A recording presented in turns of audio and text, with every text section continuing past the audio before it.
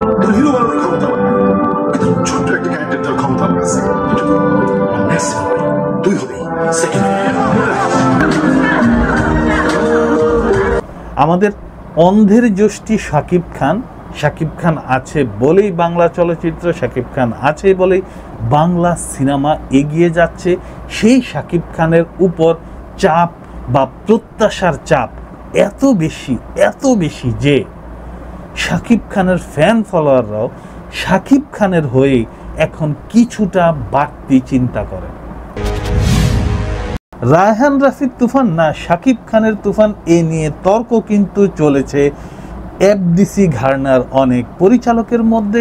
সেই এফডিসি ঘরানার পরিচালকরাও এক সময় স্বীকার করতে চাননি যে রায়হান রাফির তুফান না শাকিব খানের তুফান। কিন্তু সিনেমা হলে সিনেমা মুক্তি পাওয়ার পর এই সিনেমা দেখে শাকিব খানের শাকিবিয়ানরা তুফান সিনেমা দেখে প্রমাণ করে দিয়েছে তুফান আসলে শাকিব খানের। প্রিয়তমার পরপরই আসলে শাকিব খানের একটা জোয়ার আসে এবং সেই জোয়ারে ভালো নির্মাতা, গুণী নির্মাতা, ভালো প্রডিউসাররা সিনেমামুখী হয় এবং প্রিয়তমা সাকসেস সেটার অন্যতম একটা কারণ। এই প্রিয়তমা সাকসেস হওয়ার পর শাকিব খানের হাতে খুব অল্প সময় থাকে, মানে একটা সিনেমা শেষ করতে সাধারণত 2.5 থেকে 3 মাসের শুটিংয়ের একটা ব্যাপার। তো সেই হিসাব করলে আসলে 1 বছরে কোনোভাবেই 3টার বেশি সিনেমা করা যায় না।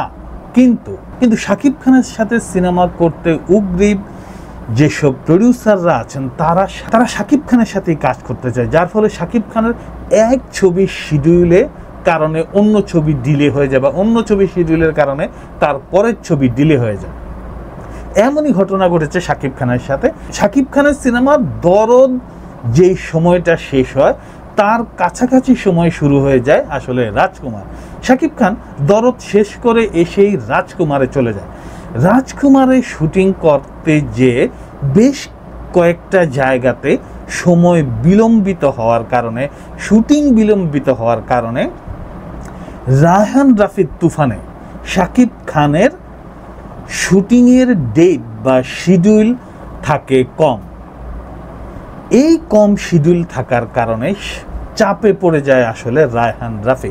কিন্তু রায়হান রাফির এখানে প্রডিউসার খুবই স্ট্রং এবং প্রফেশনাল, যে কারণে রায়হান রাফির এই এনার্জেটিক প্রডিউসাররা রায়হান রাফিকে সেই ব্যাকআপ দিতে পেরেছিল বলেই ওই নির্দিষ্ট সময়ে শাকিব খানকে নিয়ে তুফান সিনেমাটার মতো একটা বিগ অ্যারেঞ্জমেন্ট সিনেমা বানানো সম্ভব হয়েছিল।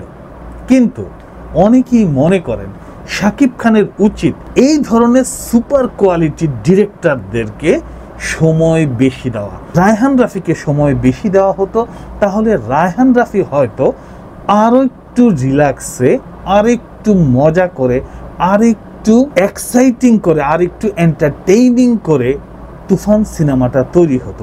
তুফান সিনেমার কিছু টেকনিক্যাল জায়গার ব্যাপার আছে, সেটা সাধারণ মানুষ সাধারণ চোখে হয়তো ধরতে পারবেন না, কিন্তু যারা এটার সাথে রিলেটেড তারা অনেকেই জানেন যে কোথায় কোথায় গ্যাপগুলি রয়েছে। কিন্তু এই গ্যাপগুলো তৈরি হয়েছে শুধুমাত্র শাকিব খানের শিডিউলের কারণে। শাকিব খানের যেসব ফ্যান অ্যান্ড ফলোয়ার আছেন তারা মনে করেন যে শাকিব খানের উচিত প্রত্যেকটা ছবির গ্যাপে অন্তত 1 মাস করে রাখা নিজের কাছে। যেমন একটা সিনেমা শেষ হইলে অন্য সিনেমা শুরু করার জন্য অন্তত 1 মাসের যেন একটা গ্যাপ তার হাতে থেকে যায়, যাতে করে ওই পরের প্রডিউসার বা পরের সিনেমার ডিরেক্টর কোনো কারণে যদি মুভির শুটিংয়ে বিলম্ব হয় যাতে ছবিটা ফেসে না যায়। আমরা কেউই জানি না কোন ছবিটা আসলে কতটা ব্লকবাস্টার হবে, কতটা হিট হবে, কিন্তু শাকিব খান ছাড়া এই মুহূর্তে আর কেউ নেই। সো শাকিব খানের উপর প্রেশার পড়ে, শাকিব খানের উপর প্রেশার পড়বে, শাকিব খানের উপরই প্রেশার থাকবে।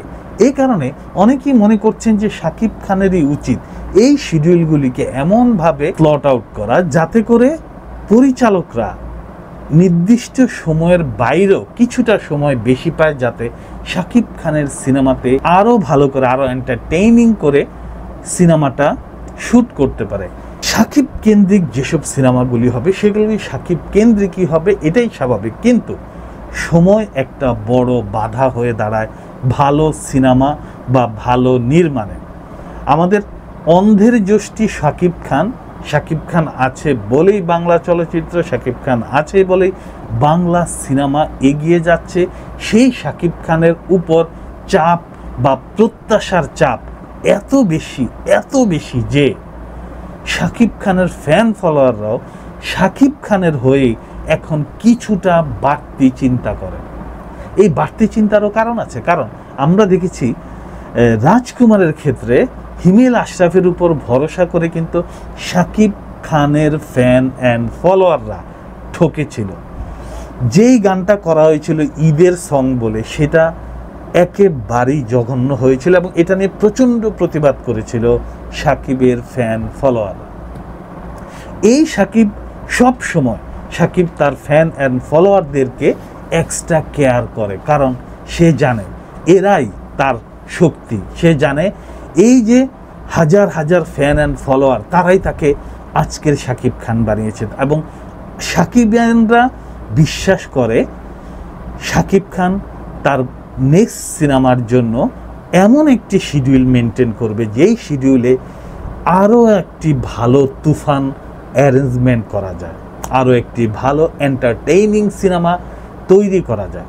পরিচালককে যাতে একটু সময় বেশি দেন, শাকিব খান এগিয়ে যাক, তুফানের মতো আরও তুফান আসুক, ঝড় উঠুক, তাণ্ডব আসুক বাংলা সিনেমায়।